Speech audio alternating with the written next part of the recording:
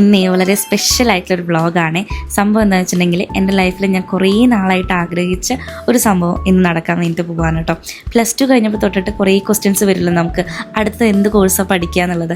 അപ്പോൾ എന്നോട് ചോദിക്കുമ്പോൾ ഞാൻ 2 കാര്യമാണ് മെയിനായിട്ട് പറയാറുള്ളത്. ഒന്ന് ക്യാബിൻ ക്രൂ ആവണം, അല്ലെങ്കിൽ മേക്കപ്പ് ആർട്ടിസ്റ്റിൻ്റെ കോഴ്സ് പഠിക്കണം കേട്ടോ. പക്ഷെ ഇത് രണ്ടിനും എന്നെ വീട്ടിൽ നിന്ന് സമ്മതിച്ചിട്ടുണ്ടായിരുന്നില്ല കേട്ടോ. പക്ഷെ ഇന്ന് ഞാൻ എൻ്റെ ലൈഫിലെ ആദ്യത്തെ മേക്കപ്പ് ക്ലാസ്സിന് അറ്റൻഡ് ചെയ്യാൻ വന്നിരിക്കുകയാണ് കേട്ടോ. ഇപ്രാവശ്യം ഞാൻ ഈ ഒരു കാര്യം വീട്ടിൽ പറഞ്ഞപ്പോൾ ആർക്കും എതിർപ്പൊന്നും ഉണ്ടായിരുന്നില്ല കേട്ടോ. എല്ലാവരും ഭയങ്കര സപ്പോർട്ടായിരുന്നു. എന്തായാലും ഞാൻ എൻ്റെ ലൈഫിൽ ആദ്യത്തെ മേക്കപ്പ് ക്ലാസ് അറ്റൻഡ് ചെയ്യാൻ കേട്ടോ. ഇപ്പോൾ ഈ ഒരു മേക്കപ്പ് ക്ലാസ് ഇവിടെ അറേഞ്ച് ചെയ്തത് പ്രൈഡ് ഓഫ് ബ്യൂട്ടി കേരളം എന്ന് പറഞ്ഞൊരു കൂട്ടായ്മയാണ് കേട്ടോ.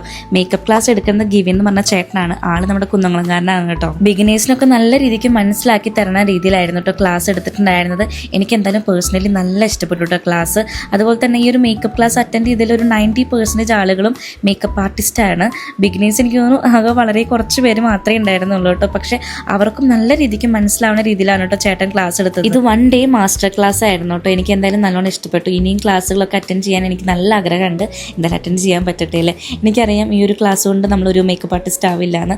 എന്തായാലും ഞാൻ ഇനിയും ക്ലാസ്സൊക്കെ അറ്റൻഡ് ചെയ്യും. പിന്നെ നിങ്ങളിൽ ചിലർക്കൊക്കെ ഡൗട്ട് ഉണ്ടാവും, ഇനിയിപ്പോൾ മേക്കപ്പും പഠിച്ച് ഇനി മേക്കപ്പ് ആർട്ടിസ്റ്റ് ആവാനാണോ പോണേന്ന്. അതൊന്നും എനിക്കറിയില്ല. എന്തായാലും എനിക്ക് ഇഷ്ടപ്പെട്ടു ഈ ഒരു സംഭവം. ഒരു ടൈമിൽ വേണ്ടാന്ന് പറഞ്ഞ് മാറ്റി വെച്ച ആഗ്രഹമാണ് കേട്ടോ ഇന്ന് ഞാൻ സാധിച്ചെടുത്തത്. അതുകൊണ്ട് തന്നെ ഞാൻ ഇന്ന് ഭയങ്കര ഹാപ്പിയാണ് കേട്ടോ.